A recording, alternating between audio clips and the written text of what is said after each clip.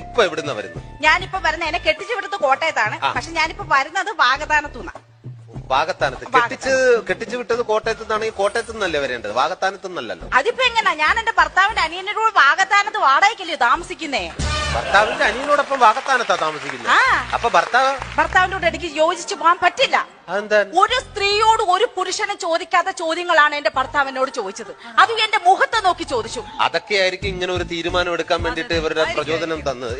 എന്താണ് അദ്ദേഹം മുഖത്ത് നോക്കി ചോദിക്കാൻ പറ്റാത്ത എന്താണ് ചോദിച്ചത്? മ്ലേച്ഛമായ ചോദ്യങ്ങളാണ്, മ്ലേച്ഛമായ ആവശ്യങ്ങളായിരുന്നു അദ്ദേഹത്തിനുള്ളത്. എന്തായിരുന്നു പറയും? അദ്ദേഹം എന്നോട് പറഞ്ഞു, എനിക്ക് ഈ ഒരു പൊതുവേദിയിൽ നിന്ന് പറയാൻ പാടില്ലാത്തതാണ്. അല്ല, എന്നാലും പിന്നെ അങ്ങനെ പുരുഷന്മാരെ അത്തരത്തിൽ എന്താണ് പറഞ്ഞത് നമുക്കൊന്ന് അറിഞ്ഞാൽ കൊള്ളാം. ഏതായാലും നിങ്ങൾ നിർബന്ധിച്ച സ്ഥിതിക്ക് ഞാൻ അങ്ങ് പറഞ്ഞേക്കാം.